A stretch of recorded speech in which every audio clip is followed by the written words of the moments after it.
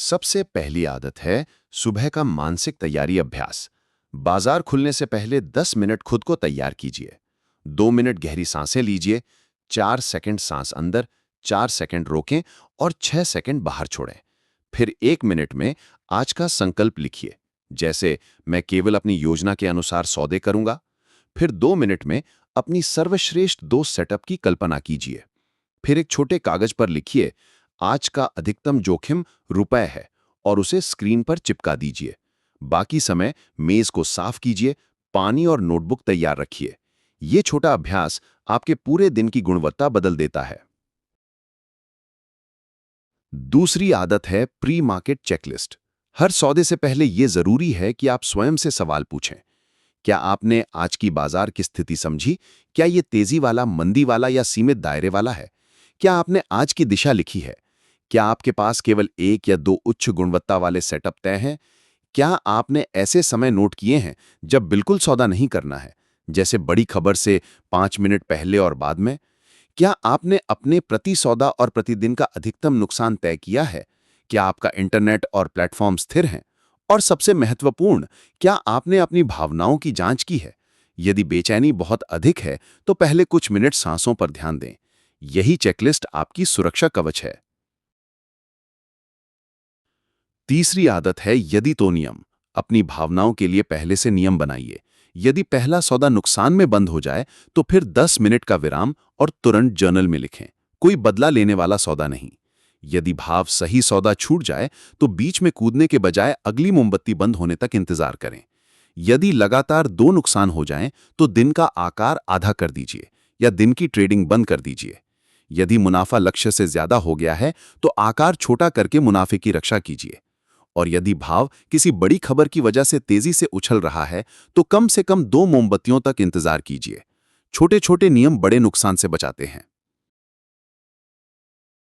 चौथी आदत है स्थिति का आकार और जोखिम सीमा। हर सौदे में तय जोखिम रखिए, जैसे 500 या 1000 रुपए। पूरे दिन का अधिकतम नुकसान वही 3 गुना से ज्यादा नहीं होना चाहिए। एक दिन में 3 बार नुकसान हो गया तो बाजार से बाहर निकल जाइए। कभी भी घाटे में सौदे को बढ़ाइए मत, केवल लाभ की दिशा में ही धीरे धीरे बढ़ाइए। हमेशा याद रखिए कि आप पहले जोखिम प्रबंधक हैं, उसके बाद व्यापारी।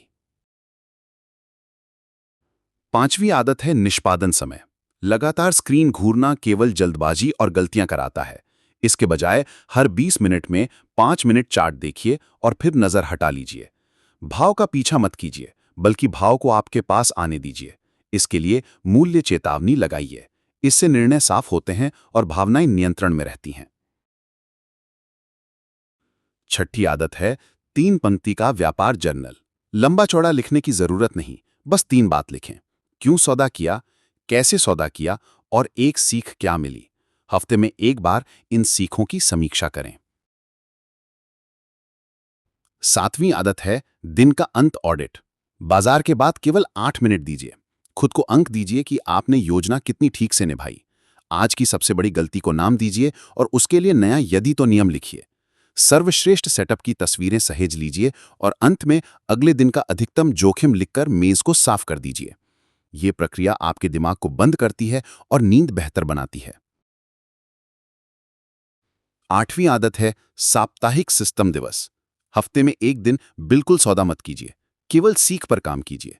आंकड़े देखिए, 20%, औसत मुनाफा, अधिकतम गिरावट और सबसे अच्छे सेटअप। फिर अपनी किताब अपडेट कीजिए, पुराने चार्ट दोबारा चलाकर अभ्यास कीजिए और कार्यक्षेत्र को व्यवस्थित कीजिए। यही असली प्रगति है। नौवीं आदत है आदतों को जोड़ना। जैसे मेज पर बैठते ही पानी की एक घूंट, फिर तुरंत 10 मिनट का तैयारी अभ्यास और चेकलिस्ट। और जब आप सही ढंग से प्रक्रिया निभाते हैं, तो खुद को छोटा इनाम दीजिए। कई बार लाभ नहीं मिलता, लेकिन सही आदत निभाना ही असली इनाम है। 10वीं आदत है डिजिटल अनुशासन। ट्रेडिंग समय में बिल्कुल ध्यान भटकाने वाली चीजें ना रखें। फोन बंद, सोशल मीडिया से दूरी, केवल एक समय अवधि पर ध्यान दें। बाकी सभी केवल सहायक के रूप में रखें। स्क्रीन पर सिर्फ चार्ट, सौदा पैनल और जर्नल होना चाहिए। सौदे के समय गूगल या इंटरनेट पर उत्तर खोजने मत बैठिए। तैयारी पहले से होनी चाहिए। ट्रेडिंग समय में बिल्कुल ध्यान भटकाने वाली चीजें ना रखें। फोन बंद, सोशल मीडिया से दूरी, केवल एक समय अवधि पर ध्यान दें। बाकी सभी केवल सहायक के रूप में रखें। स्क्रीन पर सिर्फ चार्ट, सौदा पैनल और जर्नल होना चाहिए। सौदे के समय गूगल